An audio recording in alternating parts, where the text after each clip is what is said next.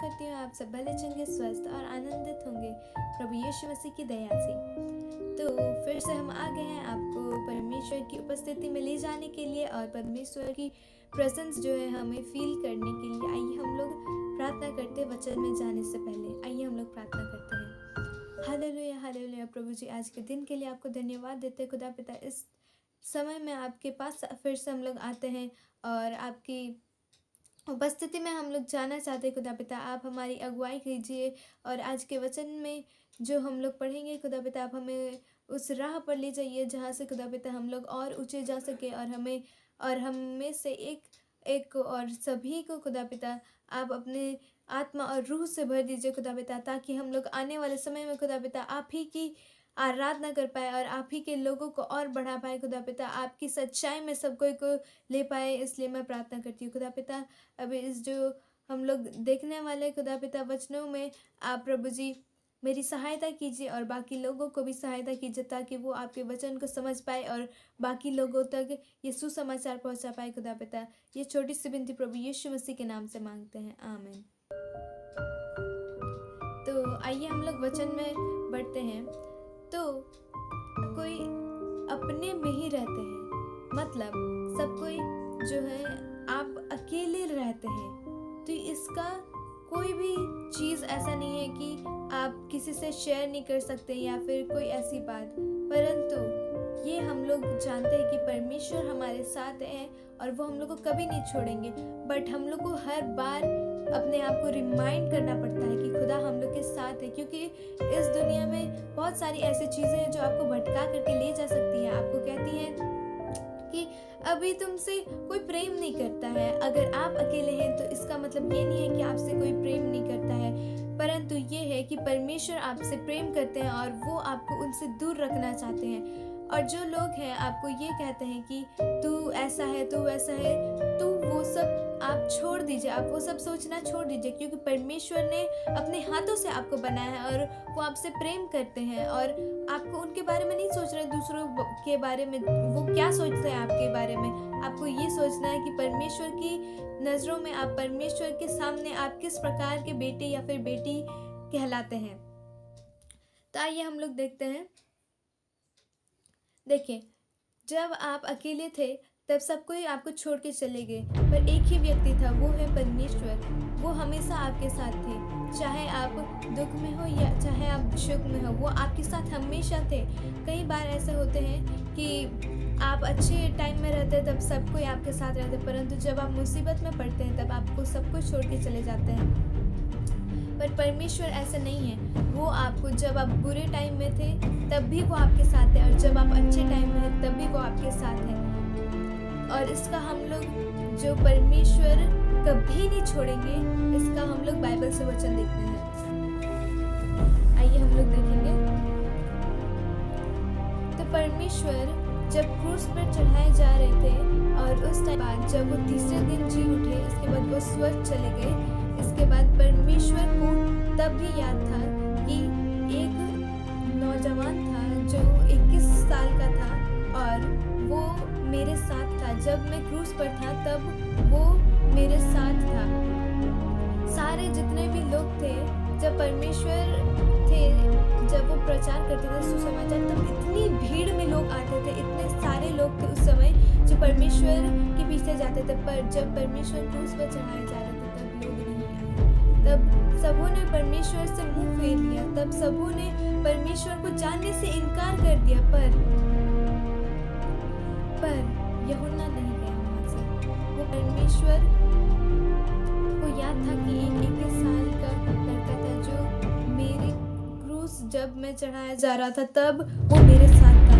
और जब 100 साल बाद जब पैतमोस में यूहन्ना को जब अकेला छोड़ा गया, तब परमेश्वर यीशु मसीह अपना सिंहासन छोड़ करके आए उसके पास, क्योंकि जब परमेश्वर यीशु मसीह क्रूस पर थे तब यूहन्ना ने उसका साथ नहीं छोड़ा। तब परमेश्वर यीशु मसीह 100 साल तक इसके बाद उन्होंने सिंहासन छोड़ करके वो आया किसके पास? यूहन्ना के पास, जब वो अकेला था। क्योंकि परमेश्वर आपको कभी नहीं छोड़ेगा, वो कभी नहीं भूलेगा कि आप अकेले हैं, वो कभी नहीं आपको छोड़ेगा, वो कभी नहीं चाहेगा कि हमेशा चाहता है कि आप उनके साथ रहें। हम लोग परमेश्वर के साथ रहने के लिए बनाए गए हैं, क्योंकि जब परमेश्वर ने चाहा कि पानी में मछली हो, तो परमेश्वर ने समुद्र से कहा कि इसमें मछली आए। जब परमेश्वर चाहते थे कि पेड़ हो, तब परमेश्वर ने धरती से कहा कि पेड़ आए। तो जब वो चाहते हैं कि आप उनके साथ रहें, तब उसने अपने हाथों से बनाया। उन्होंने किसी से नहीं कहा, उन्होंने अपने हाथों से बनाया। तो जब अगर हम लोग मछली को समुद्र से निकालते हैं तो वो मर जाती है। जब हम लोग पेड़ को जड़ से उखाड़ते हैं, हम लोग मिट्टी से उसको उखाड़ते हैं तो वो मर जाता है। तो ऐसे ही जब हम लोग परमेश्वर से दूर होते हैं तो हम लोग भी मर जाते हैं। तो परमेश्वर आपको कभी नहीं छोड़ता है। तो परमेश्वर ने यूहन्ना को क्यों नहीं छोड़ा? क्यों नहीं छोड़ा उसने उसे? क्योंकि परमेश्वर कभी नहीं चाहते कि आप अकेले रहे। परमेश्वर आपके साथ हमेशा रहते हैं। तो आइए हम लोग देखते हैं व्यवस्था विवरण का 31 अध्याय का 6 पद। आइए हम लोग देखते हैं। तू हियाव, बंद और दृढ़ हो, उनसे न डर और न भयभीत हो, क्योंकि तेरे संग चलने वाला तेरा परमेश्वर यहोवा है। वह तुझको धोखा न देगा और न छोड़ेगा। तो यहाँ पर लिखा हुआ है कि तू भयभीत ना हो, तू डर मत, क्योंकि तेरे संग चलने वाला तेरा परमेश्वर यहोवा है। वह तुझको धोखा न देगा और न छोड़ेगा। तो वो आपको कभी नहीं धोखा देगा, वो आपको कभी नहीं छोड़ेगा, क्योंकि वो आपसे प्रेम करता है और उनके जैसा प्रेम कोई नहीं कर सकता है। तो यहाँ कहा गया है कि तुम उस पर भरोसा रखो, ना कि इस धरती वाले लोगों पर, क्योंकि ये मनुष्य है, ये कभी भी आपको धोखा दे करके जा सकते हैं, परंतु वो परमेश्वर है, वो आपको कभी नहीं धोखा देगा, क्योंकि उसने अपने हाथों से बनाया है आपको। और परमेश्वर ने आपको सृष्टि किया है और वो अपनी सृष्टि को कभी नहीं छोड़ेगा, वो कभी नहीं त्यागेगा उसे। तो आइए हम लोग देखेंगे निर्गमन 14 अध्याय का 13 पद पढ़ेंगे हम लोग, देखेंगे। मूसा ने लोगों से कहा, डरो मत, खड़े खड़े वह उद्धार का काम देखोगे। तो मूसा ने उन लोगों से कहा, डरो मत, तुम खड़े खड़े उद्धार का काम देखोगे जो यहोवा आज तुम्हारे लिए करेगा, क्योंकि जिन मिस्रियों को तुम आज देखते हो उनको फिर कभी ना देखोगे। तो उसने उनसे कहा कि जिन मिस्रियों को आज तुम देखते हो उन्हें फिर कभी ना देखोगे। यहोवा आप ही तुम्हारे लिए लड़ेगा, इसलिए तुम चुपचाप रहो। तो यहाँ पर कह रहा है यहोवा आप ही तुम्हारे लिए लड़ेगा, तुम चुपचाप रहो। तो हम लोग को कोई भी जरूरत नहीं है कि अपने आप को दूसरों के सामने बताना कि हम लोग सही है कि सही है। हम लोग को कोई जरूरत नहीं है वो लोग को बताने का कि आप सही हैं, क्योंकि परमेश्वर और आपके बीच में ये बात करना चाहिए। परमेश्वर को बताए कि आप सही हैं और परमेश्वर ये प्रूफ करके रहेगा कि आप सही हैं। आपको कोई ज़रूरत नहीं है दूसरों के सामने में जा करके बताने का कि मैं सही हूँ। अगर आप ऐसा करते हैं, अगर आपको कोई दोष लगाता है और आप 3-4 लोगों के साथ जा करके सब कोई को बताने लग जाते हैं कि नहीं वो झूठ बोल रहा है, मैं सच बोल रहा हूँ, ये आपका दर्शाता है कि आप एकदम डरे हुए हैं, आप एकदम सहमे हुए हैं, आप मतलब आप जो है कि पूरे वीक हैं। और अगर आप उसी मोमेंट में आप चुप रहेंगे, चाहे आपको पूरी दुनिया बोल रही हो, चाहे आपके अगल बगल आपके पड़ोसी सब कोई आपको दोष लगा रहे हैं कि तुम ऐसे हो, तुमने झूठ बोला है, तुमने ये पाप किया है, परंतु उस समय आप अगर चुप है तो ये दर्शाता है कि परमेश्वर आपकी ओर से है और वो प्रूफ करके रहेगा, क्योंकि बाइबल वचन कभी झूठ नहीं बोलता है। यहाँ कहता है यहोवा आप ही तुम्हारे लिए लड़ेगा, इसलिए तुम चुपचाप रहो। हमें डरने की कोई जरूरत नहीं है, क्योंकि परमेश्वर हमारी ओर से है। तो हमारे विरुद्ध में कौन बोलेगा, क्योंकि परमेश्वर हमारी ओर से है। आपको कोई जरूरत नहीं है रिएक्ट करने की, कि कोई भी आपको जो भी बोले, आपको कोई ज़रूरत नहीं है उसको बोलने की कि मैं सही हूँ, क्योंकि परमेश्वर जानते हैं कि आप सही हैं। बस ये बात आपके और परमेश्वर के बीच में रहनी चाहिए। तो आइए हम लोग देखते हैं और एक वचन, दूसरा इतिहास 20 अध्याय का 15 पद। आइए हम लोग देखेंगे। युद्ध तुम्हारा नहीं, युद्ध परमेश्वर का है। तो जो भी युद्ध है वो आपका नहीं है, वो परमेश्वर का है। तो आपको कोई जरूरत नहीं है आपको वो युद्ध लड़ने की, क्योंकि परमेश्वर वो युद्ध लड़ेगा। परमेश्वर वो युद्ध लड़ेगा।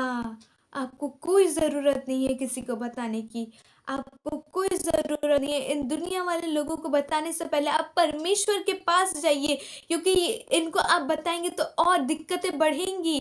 ये आपको सॉल्यूशन नहीं बताएंगे, ये आपको और बताएंगे कि वो कितना वर्स हो सकता है, वो कितना बुरा हो सकता है। परमेश्वर आपको बताएंगे कि how to deal with it, how to fix that. परमेश्वर फिक्स करेंगे उसको। इन दुनिया वाले लोगों को बताने की कोई ज़रूरत नहीं है, क्योंकि परमेश्वर आप ही तुम्हारे लिए लड़ेगा। तुम चुपचाप रहो और आप वो बड़ा काम देखेंगे अपने आंखों से, अगर आप परमेश्वर को अपने फर्स्ट प्रायोरिटी देने लगेंगे। तो परमेश्वर को आप अगर हर चीज़ बताना शुरू करते हैं, परमेश्वर को आप अपना उद्धारकर्ता, अपना पिता मानते हैं और उनको सबसे पहले उनके पास जाकर के बताते हैं, तो आपको वो चाहते हैं कि आप उन्हें बताएं। परमेश्वर चाहते हैं कि उनको पता रहे, वो भी आपके द्वारा। वो चाहते हैं कि आप उन्हें बताएं, जबकि वो पहले से जानते हैं, परंतु वो चाहते हैं कि आप उन्हें जा करके बताएं।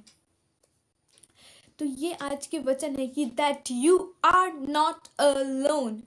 आप अकेले नहीं हैं, परमेश्वर आपकी ओर से है और वो प्रूफ करके रहेंगे उन लोगों को जो आपको कहते हैं कि आप नीचे हैं, आप ये हैं, आप वो हैं। परमेश्वर उनको प्रूफ करेंगे कि आप उनके पुत्र हैं। तो आज की ये छोटी सी बाइबल वर्स आप परमेश्वर आपको आशीष दे। आइए हम लोग अंतिम प्रार्थना करते हैं। हालेलुया हालेलुया प्रभु जी। हाँ प्रभु जी, आपको धन्यवाद देते हैं खुदा पिता, आपने हमें इतना अच्छे से अगुवाई किया है खुदा पिता। ये छोटे छोटे बाइबल वचन खुदा पिता बहुत बड़ी चीज़ें बोलते हैं खुदा पिता। प्रभु जी आप हमारे हृदय में प्रभु जी इसे एक बीज की तरह बोइए खुदा पिता, ताकि ये एक पेड़ बने और ये पेड़ छाँव दे खुदा पिता बाकी लोगों को खुदा पिता। इसलिए मैं प्रार्थना करती हूँ खुदा पिता, आप अपने आत्मा को, अपने जीव को खुदा पिता हमारे अंदर में भेजिए खुदा पिता, हमारे जीवन को आप परिवर्तन कीजिए खुदा पिता, ताकि हम लोग एक नए इंसान बन पाए खुदा पिता और आप ही की आराधना कर पाए खुदा पिता। प्रभु जी हम लोग अभी जितने भी हम लोगों ने पढ़ा है खुदा पिता इन बाइबल वचनों को खुदा पिता, आप हमें इसमें आशीष दे और बाकी लोगों को भी आप अपने रूह से भर दीजिए खुदा पिता, ताकि आने वाले समय में खुदा पिता जब अंतिम दिनों में प्रभु जी आप जब लौट करके आए खुदा पिता, और जब आप देखें कि नरक में लोग नहीं है खुदा पिता, बाकी सब स्वर्ग में चले गए हैं खुदा पिता, तो प्रभु जी हम सब भाई बहन एक साथ उस स्वर्ग में आपकी आराधना कर पाए। इसलिए मैं प्रार्थना